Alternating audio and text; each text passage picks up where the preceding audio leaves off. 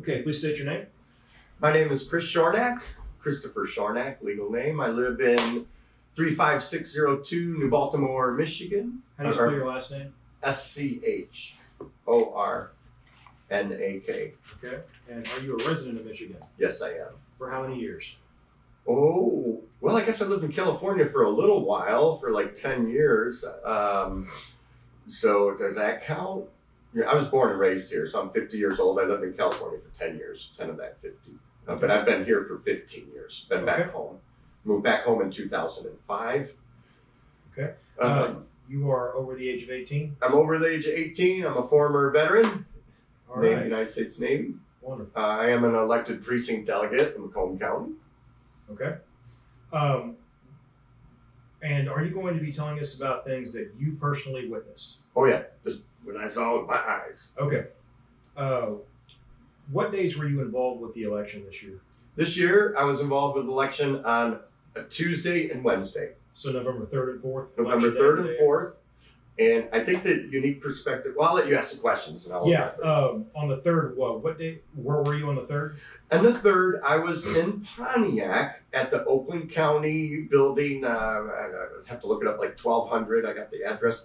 And specifically, I was there they were counting the Royal Oak. Sorry, at the Oakland County what? Oakland County Election Board. Okay.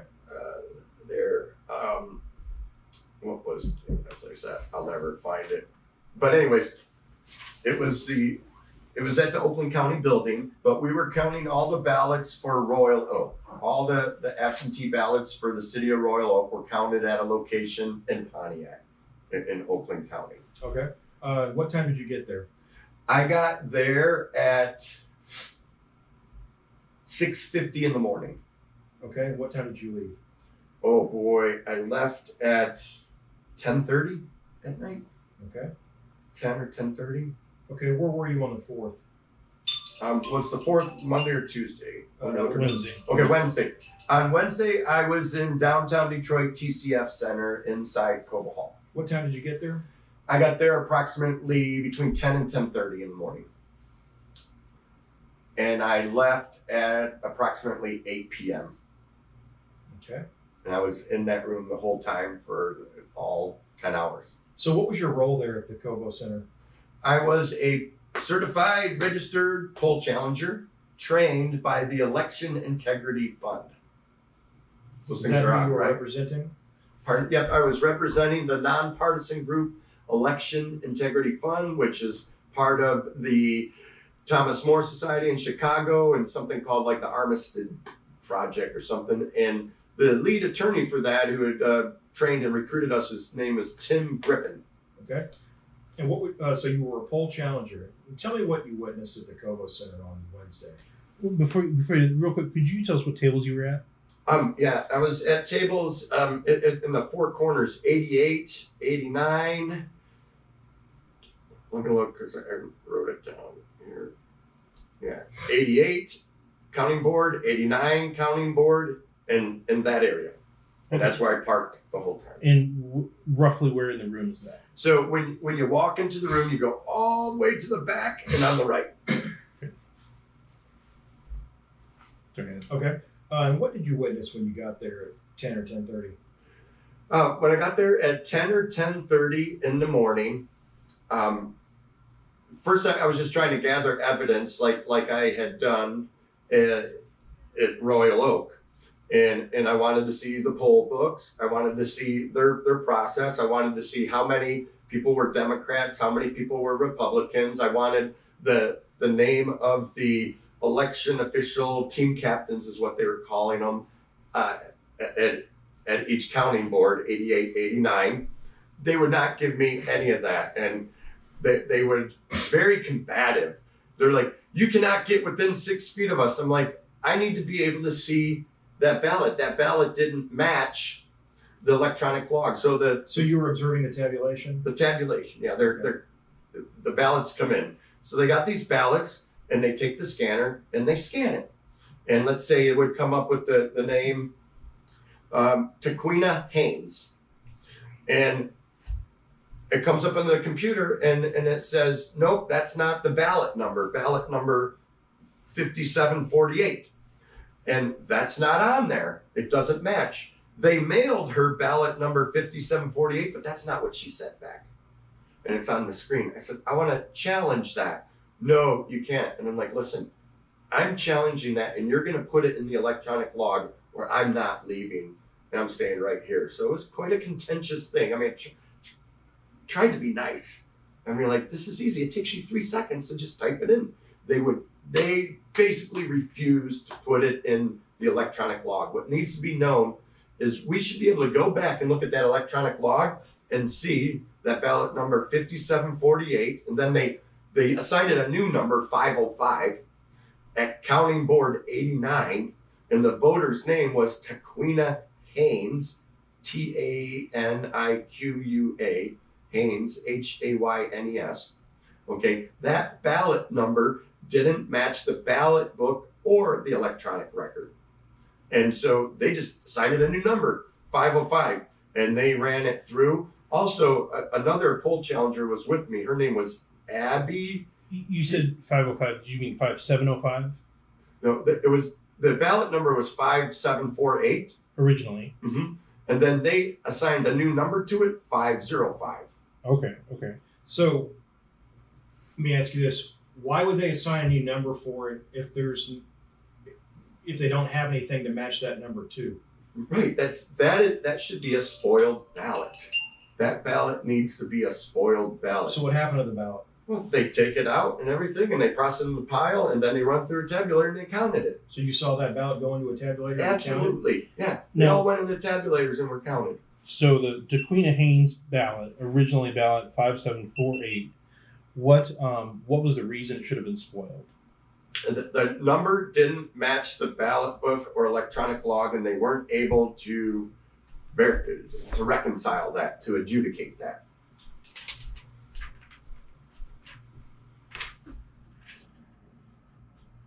Did something beep over here? Yes, it did.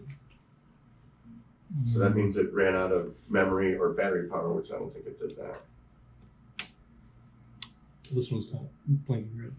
We've got 2 redundancies though, I think. Yeah, should be good. Just write this one off. Okay. Yeah, we'll just keep going. Sorry about that. Yeah, no problem. Okay. So the numbers didn't match. They refused to log your challenge. They did, because I pushed so hard. I'm like, type it in. But they actually had to call the head guy to come over, and I didn't get his name written down. And he told the team captain that I am allowed to challenge it, and that I am allowed to poke my head in and poke my head out, because they're like, you can't even get near. I'm like, what are you doing? Would you just tell us what you're doing? Yeah. The election process is a very good process. It's a very fair process. They got all the bugs worked out. If you follow the rules, there's no cheating. In Royal Oak, there wasn't a single dispute of anything. We had 10 spoiled ballots, and I didn't have to challenge those because they're like, these ballots have come in. They don't match the record. This is not a registered voter. Those are spoiled ballots, and there's 10 of them out of 25,755. So all day on Tuesday, I got to see it. Those people need to be commended in Royal Oak or whatever. They ran the best shit ever. At the end of the day, I had to wait till 10 o'clock, almost like an hour and a half, so I could get a printout of all of the precincts, which they were happy to give to me, just like they're supposed to. I mean, all the adjudication stations in Royal Oak had a Republican and a Democrat. All the ballot duplications that they had to do, the military ballots or overseas ballots, had a Republican and Democrat. Everything was flawless. They only had 3 high-speed tabulators, and they processed 25,755 ballots. Detroit, and I don't have an exact number here. If I was under oath, I'd have to say guaranteed 20 to 25. Detroit had 20 to 25 high-speed tabulators. And how many, they should have had those ballots counted on Tuesday. No problem at all. Royal Oak had 15 Republicans, poll workers, and 35 Democrat poll workers. So it wasn't 50 to 50, but they made sure there was a Republican worker at each county board. Mini table where you got 3 to 5 people. Detroit, nobody had, and in Royal Oak, everybody had a name tag on, and it said if they're Republican or Democrat. Nobody in Detroit had a name tag on. The Christopher guy who they brought in to help oversee it, like 5 or 6 people had name tags on, but none of the poll workers that were working at a board had name tags on. Did they have any other kind of identifying mark? Nothing. And if we asked their names, you can't talk to them. Don't talk to them. I mean, who's your team captain here? Let me have your name. And they would just remain silent. I'm like, can I just have your name, please? Just try. I'm a volunteer. I'm just trying to do my job and stuff. I mean, it was like they all knew ahead of time, whatever you do. Now, here's funny, the Democratic. Hold on, you're interrupting yourself. You just said it seemed like they all knew. What did they all know? It's like they all knew to ignore and not talk to the Republican poll challengers or the conservatives. I said, listen, because they would only allow 2 poll challengers at each county board. And I would show up and they'd go, nope, we already have 2 poll challengers here. You're not allowed to have another one. And I'm like, the law says that each organization can have a poll challenger. And I'm with the nonpartisan organization, Electric. Here's my credentials. I show them my credentials and everything.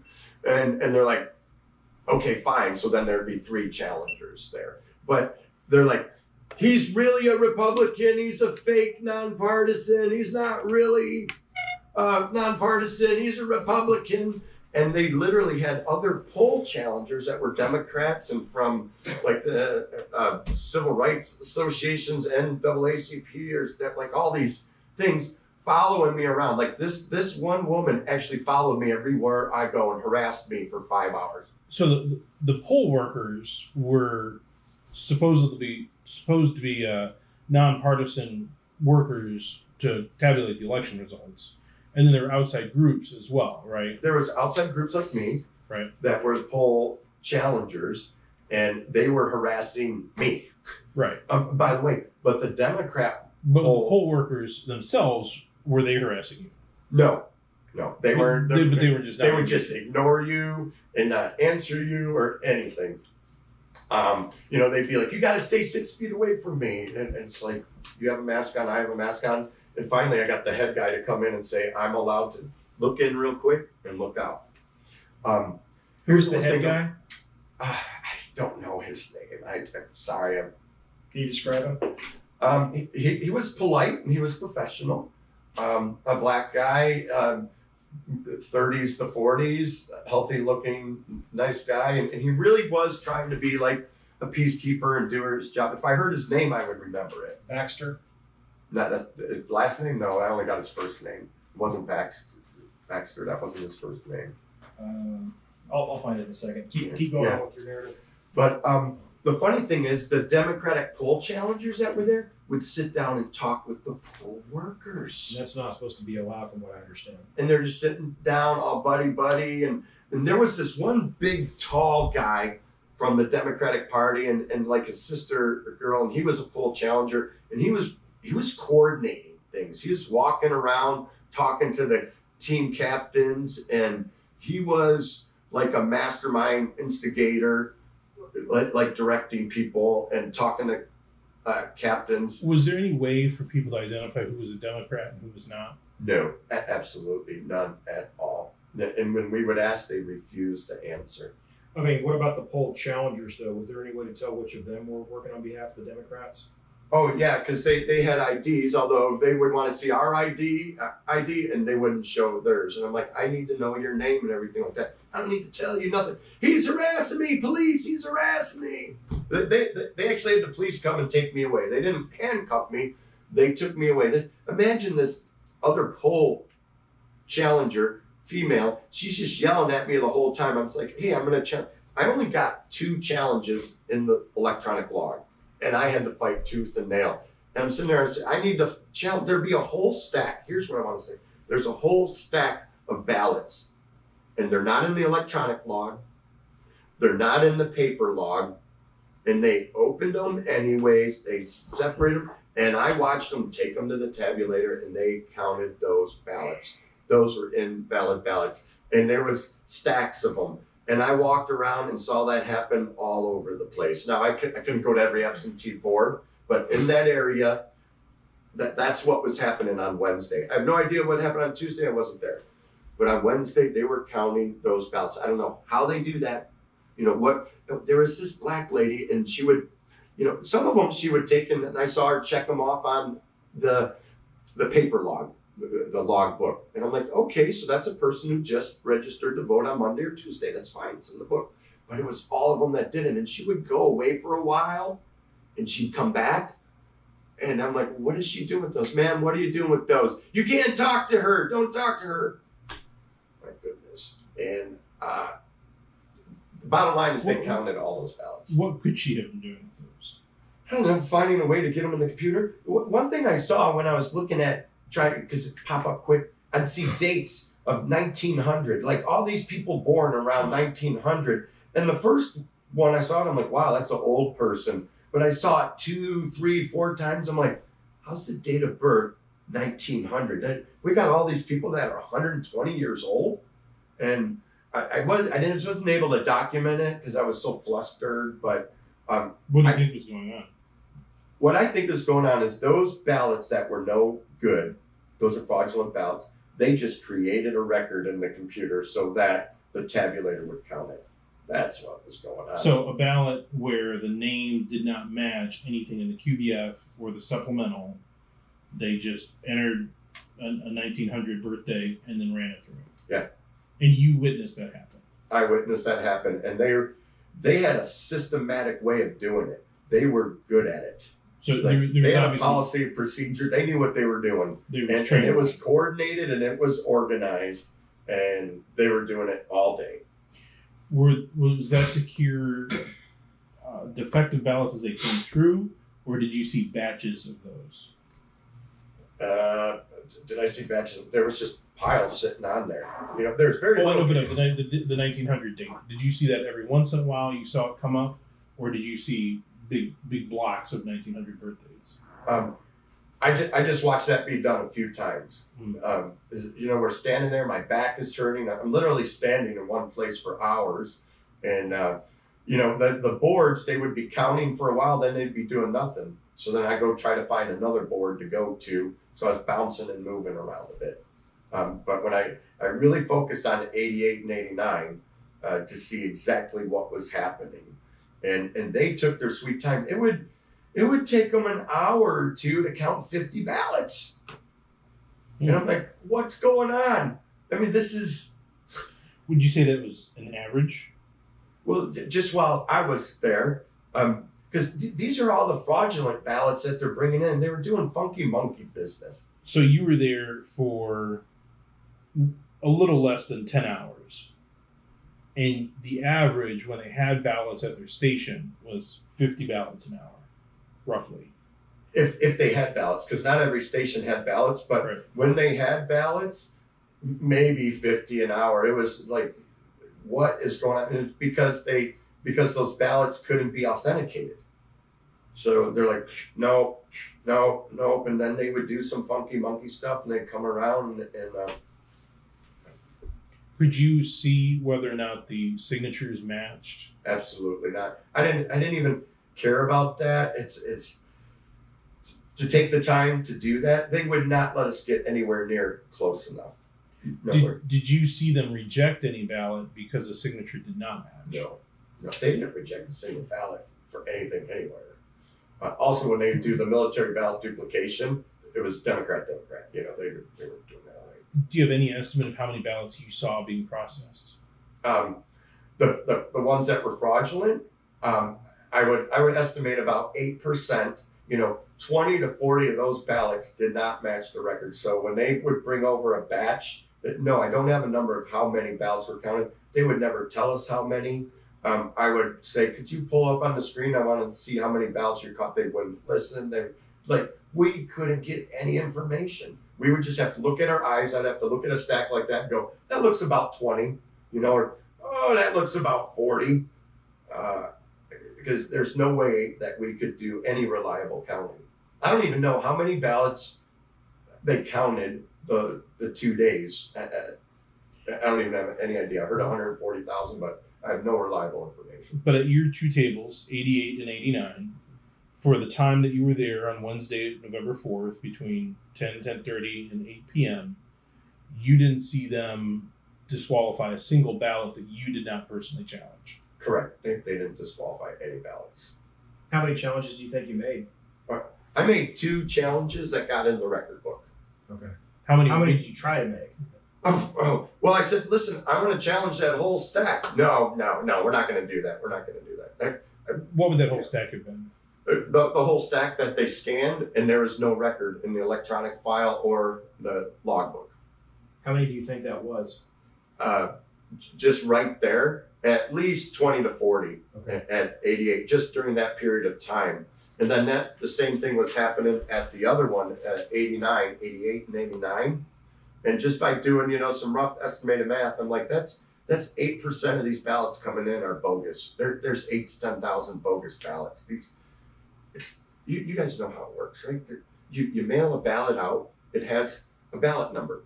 And when they mail the ballot in, it has to have the same number. That's it. Well, it didn't. Well, what are some reasons why it wouldn't? Because maybe 2 people lived in the same house, husband and wife, they switch it, but they're able to match the address and fix that. And that's what happened in Royal Oak. It was easy to adjudicate any problems. Here in Detroit, they're like, no, they cannot find that ballot or anything. And they just did some funky monkey stuff, and they'd even have a tape that they write ballot numbers on, ballot 505. And I'm like, what is going on? What are you doing? No answers. They just... What is the tape? They would have like whiteout tape, and they would put it on top of the ballot and write something on it. Wasn't able to see it, but they were doing it again and again and again and again. Could someone describe that as correction tape? Yeah, correction tape. Who had the correction tape? One of the team leaders at the table, whoever the team captain was, but they wouldn't tell us who the team captains were. Was this the team captain just for your area? Well, each counting board, 88, Mm-hmm. 5 people would have a team captain at that table. 89 would have a team captain at that table. Mm-hmm. They wouldn't tell us who it was. One guy said, I'm the second assistant team captain. I'm like, well, who's your team captain? She's not here right now. What was the effect of putting the correction tape over, you said the barcode at the top? It was basically assigning a new ballot number. So if the machine couldn't read the barcode, it would assign it a new number. What they did, they just put some correction tape on the ballot. On the ballot. Did they ever put the correction tape on the machine? On the machine? On the tabulator machine? No. Okay. Could you describe the guy who had the correction tape? No, it wasn't a guy. It was this lady, and she's a black lady. Okay. But she was at, she oversaw tables 88 and 89. Yeah, she would go from like table to table with, which were the problem ballots, and she would do something with them, and she'd make them work. She found a way to get them to work and put them in the pile with all the rest of them and have them counted. And now, I don't want to put words in your mouth, but if I'm understanding correctly, she didn't cure those ballots by looking up their address or by legally doing so. She found a technical workaround in order to make those ballots count. She tried to cure the ballots by finding an address, an electronic log, and finding something in the logbook, the voter logbook, and she didn't. And so then she found a way to cure that ballot to get counted.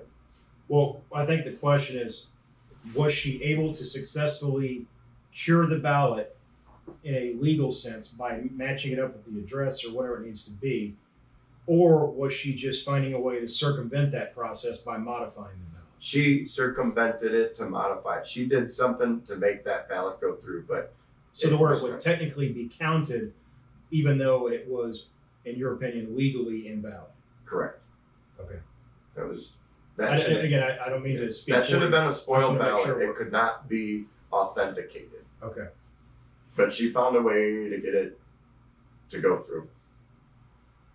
And there's thousands and thousands of that. I would estimate, based upon if what happened at my stations happened at all the other stations, and by all indication it did, there's thousands and thousands of ballots that are no good, that That were counted. that were counted, that could not be authenticated as a legitimate voter.